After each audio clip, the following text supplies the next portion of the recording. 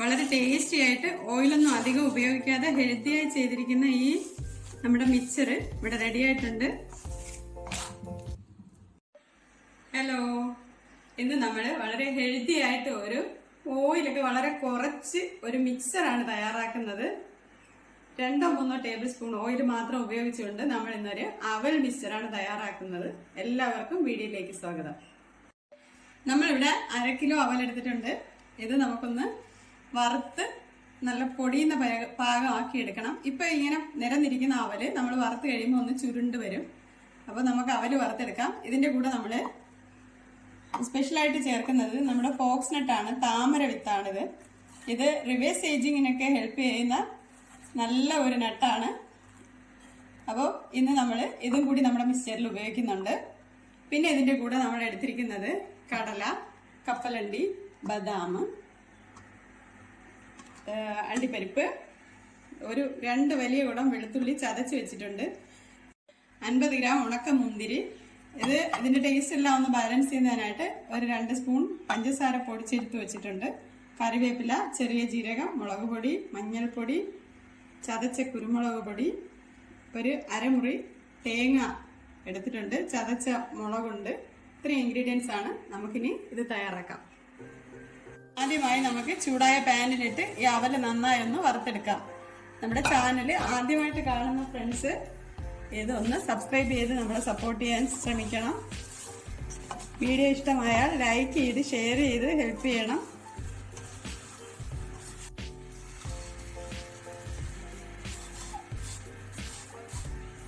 നമ്മുടെ അവല് നല്ല പാകത്തിനായി വന്നിട്ടുണ്ട്. എല്ലാം ഒന്ന് ചുരുണ്ട് വന്നിട്ടുണ്ട്. നമ്മൾ കയ്യിലെടുക്കുമ്പോൾ ഇങ്ങനെ പൊടിയുന്ന പാകമായിട്ടുണ്ട്. ഇതാണ് ഇതിന്റെ പാകം. ഇതിനി നമുക്ക് ഫ്ലെയിമിൽ നിന്ന് മാറ്റി വെക്കാം. അവല് നമ്മൾ മാറ്റി വെച്ചിട്ടുണ്ട്. ഇനി നമ്മളിവിടെ എടുത്ത് വെക്കുന്ന ഫോക്സ് നട്ടാണ്.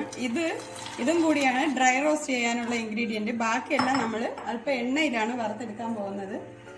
ഇതും ഈ സമയത്ത് നമ്മളിത് എടുക്കുന്ന സമയത്ത് ഇങ്ങനെ സ്പോഞ്ചി ആയിട്ടാണ് ഇരിക്കുന്നത്. ഇത് നമ്മൾ വറുത്ത് നല്ല പൊടിഞ്ഞു വരുന്ന പാകമാക്കി എടുക്കണം. ഡ്രൈ റോസ്റ്റ് ആണ് ചെയ്യുന്നത്. ഇതാ പാകത്തിനായിട്ടുണ്ട്. ഇനി നമുക്കിത് പാനിൽ നിന്ന് മാറ്റിയെടുക്കാം.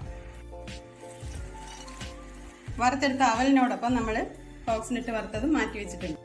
ഈ പാനിലേക്ക് നമ്മളിനി 1 ടേബിൾ സ്പൂണോളം വെളിച്ചെണ്ണയാണ് ഒഴിക്കുന്നത്. ഈ വെളിച്ചെണ്ണയിലിട്ട് നമുക്ക് നമ്മുടെ അരിഞ്ഞു വെച്ചിരിക്കുന്ന കോക്കനട്ട് വറുത്തെടുക്കാം. അരമുറി തേങ്ങ അരിഞ്ഞെടുത്തതാണ്. ഈ തേങ്ങ നമ്മൾ ഓയിലിലേക്ക് ഇട്ടിട്ടുണ്ട്. നല്ല ഗോൾഡൻ കളർ ആകുന്നത് വരെ ഇതൊന്ന് വറുത്തെടുക്കാം.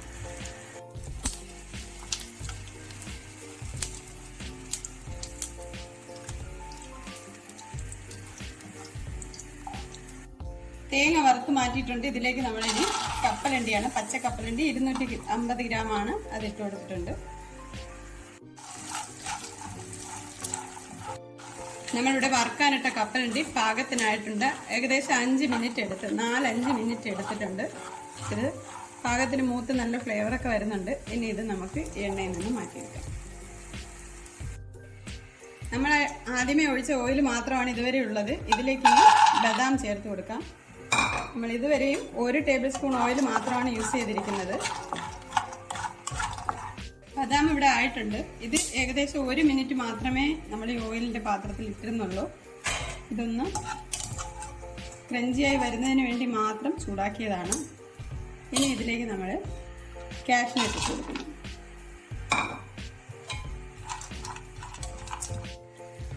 ഇപ്പം നമ്മൾ വീണ്ടും 1 ടേബിൾ സ്പൂൺ ഓയിലൂടെ ഇതിലേക്ക് ഒഴിക്കുന്നുണ്ട്. അപ്പം മൊത്തത്തിൽ 2 ടേബിൾ സ്പൂൺ ഓയിലായി. കാഷ്യൂ നട്ട് പാകത്തിനായിട്ടുണ്ട്. ഇതും 1 മിനിറ്റാണ് നമ്മൾ വറുത്തെടുത്തത്. ഉണക്ക മുന്തിരിയാണ് ഇടുന്നത്.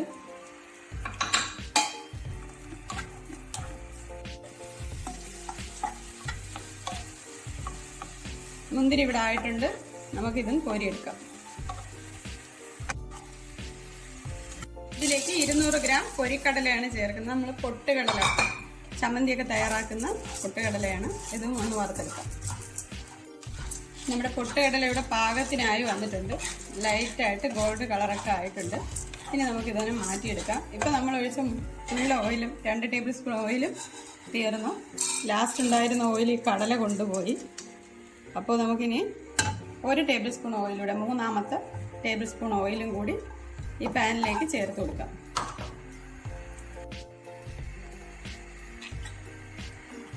ഇതിലേക്ക് നമ്മളിവിടെ 2 ഫുള്ളായിട്ടുള്ള പൂണ്ട് എടുത്തിട്ടുണ്ടായിരുന്നു. ആ പൂണ്ട് ചതച്ചെടുത്തതാണ്, തോലോട് കൂടിയാണ് ചേർക്കുന്നത്. ഒന്ന് നന്നായിട്ട് വഴറ്റിയെടുക്കാം.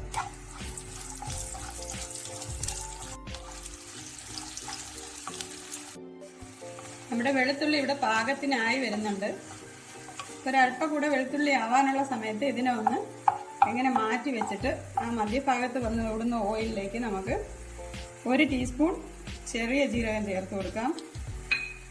നമ്മുടെ മിക്സ്ചറിനുള്ള ഫ്ലേവറിനായിട്ടുള്ള ഇൻഗ്രീഡിയൻസ് ആണ് ഇനി നമ്മൾ ചേർക്കുന്നത്.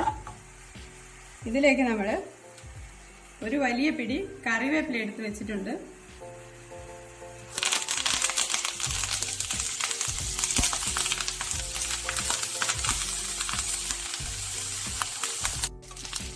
കറിവേപ്പില നന്നായി മൂത്ത് കൈകൊണ്ട് പൊടിച്ചാൽ പൊടിയുന്ന പാകം ആവണം. അതുവരെ ഒന്ന് ഇളക്കി കൊടുക്കണം. ഇതിന് നമ്മുടെ വെളുത്തുള്ളിയും ചെറിയ ജീരകവും കറിവേപ്പിലയൊക്കെ നന്നായിട്ട് മൂത്ത് കറിവേപ്പില കിലുങ്ങുന്ന സൗണ്ട് നമുക്ക് കേൾക്കുന്നുണ്ട്. നന്നായിട്ട് ഇത് മൊരിഞ്ഞ് വന്നിട്ടുണ്ട്. ഇനി ഈ പാനിലെ ഓയിലിൽ അല്പം ഓയിലിലേക്ക് നമ്മളിനി വേറെ ഓയിലൊന്നും ഒഴിക്കുന്നില്ല. ഇതിൽ നിന്ന് കിട്ടുന്ന ഓയിലിലേക്ക് നമ്മൾ ഇവിടെ ചതച്ച് വെച്ചിരിക്കുന്ന 6 വറ്റൽ മുളകാണ്, ചതച്ചെടുത്തതാണ്. അതൊന്ന് മൂപ്പിച്ച് കൊടുക്കാം.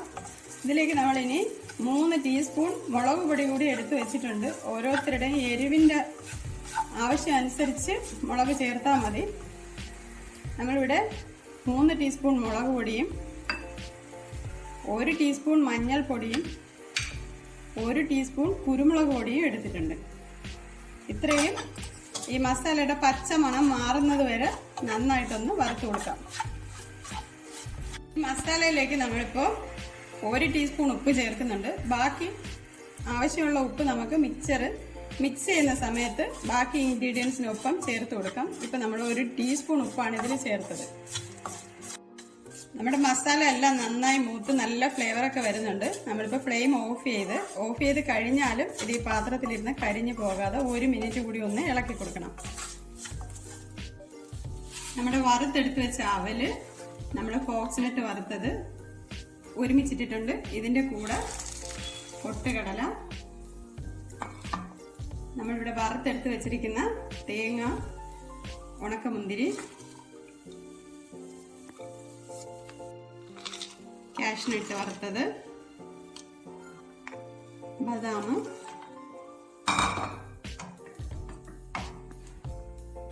നമ്മുടെ കപ്പലണ്ടി വറുത്തെടുത്തത്,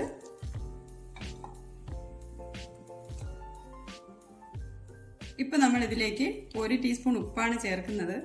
ഉപ്പ് ചെക്ക് ചെയ്ത് നോക്കിയിട്ട് വീണ്ടും വേണമെങ്കിൽ നമുക്കിടാം. ഉപ്പ് കൂടിപ്പോയാൽ ഒന്നും ചെയ്യാൻ പറ്റത്തില്ല. അപ്പോൾ ഇവിടെ നമ്മൾ വറുത്തെടുത്ത് വെച്ചിരിക്കുന്ന നമ്മുടെ മസാല കൂടി ഇതിൻ്റെ ഒപ്പം ഇട്ട് കൊടുക്കാം.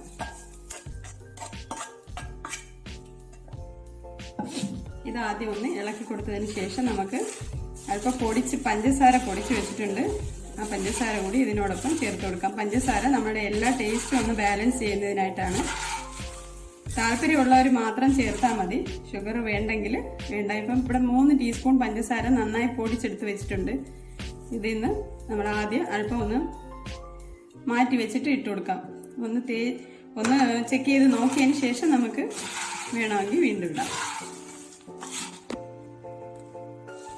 എല്ലാം ഒന്ന് നന്നായി മിക്സ് ചെയ്തെടുത്തിട്ടുണ്ട്. അല്പം ഉപ്പിൻ്റെ കുറവുണ്ട്. നമ്മൾ മാറ്റി വെച്ചിരിക്കുന്ന ഷുഗർ കൂടി അങ്ങ് അതിലേക്ക് ചേർത്ത് കൊടുക്കാം.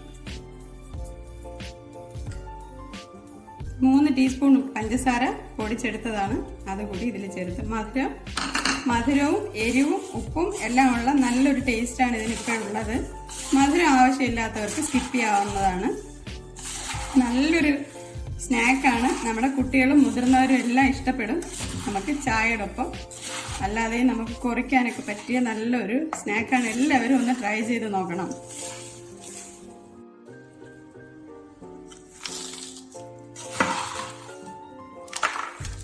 നമ്മുടെ മിക്സ്ചർ നമുക്കിങ്ങനെ സ്റ്റോർ ചെയ്ത് വെച്ച് കുറച്ച് നാൾ ഉപയോഗിക്കാൻ പറ്റും. എല്ലാവരും ഒന്ന് ട്രൈ ചെയ്ത് നോക്കണം. എല്ലാവരും സുഖമായി സന്തോഷമായിരിക്കാൻ പ്രാർത്ഥിക്കുന്നു. നല്ലൊരു വീഡിയോയുമായി വീണ്ടും കാണാം.